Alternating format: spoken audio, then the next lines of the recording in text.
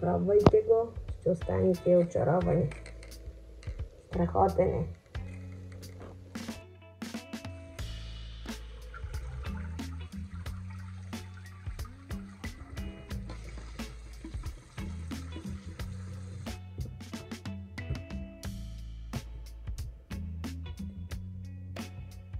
Ето вече сме изчистили и зранцата ще смелим в соковизкачката. Ще изцедим.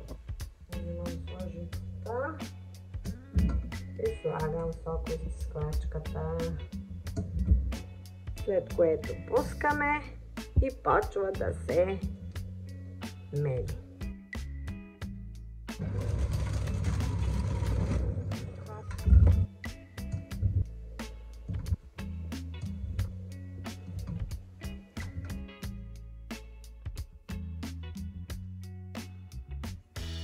Аз реших да мина втори път, защото има доста сок пак, да може да го изразходим максимално.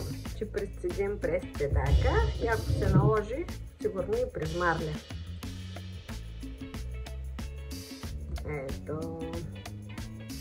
Ето вижте какво остава отдолу, като се прецеди идеално. Ето, нашата смес е готова. Сега ще видим колко и ще измерим. Литър 2 и съответно ще сложим захарта. След като е сладичко, предполагам, че не трябва много захар. Вадя се извода. Аз бих сложила и ще сложа по-точно 600-700 на литър захар. Понеже трябва пък да е гъста сместа, да разредим леко за сироп. Така че хайде на котлона. Сега ще измерим с каната и слагаме да врее по-точно литър.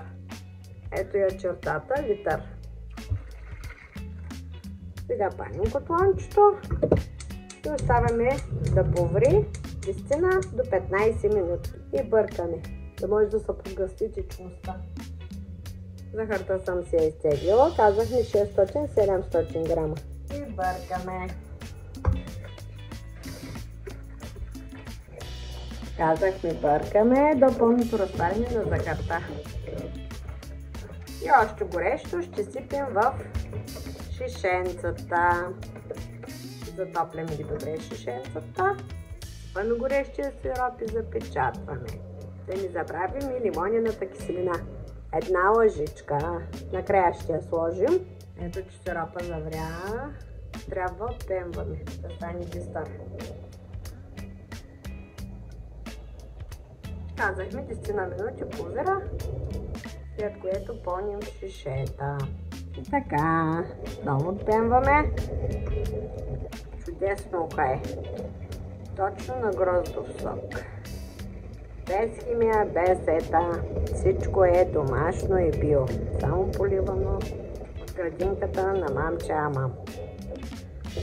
И сега ще сложим чайна лъжичка лимонтозо, при което разбъркваме. Добре да се разтвори. Шишетата съм ги затоплила. Приготвих 3-4 шишенца. В тях ще налеем горещия сироп и след изстиване прибираме в хладилника. По желание заварявате за по-дълго време. И разбира се, сместа ви, ако е повече, не може да се изразходи за кратък период, така че по-добре да се завари. Казахме шишенцата затоплени, може в микроволнова, може в фурната. Нариваме горещия сироп. И веднага запечатваме. При консумиране разреждаме малко водичка, като пробваме. По желание някои обичат по-сладко, други не толкова сладък сиропа. Вижте, чудесен. Ох, даже пари. А другото ще сложа в чашка, за да пробвам. Готови сме. И така, скъпи приятели, ето нашия сироп от грозде е готов. Пробвайте го, ще останете очаровани. Страхотен е.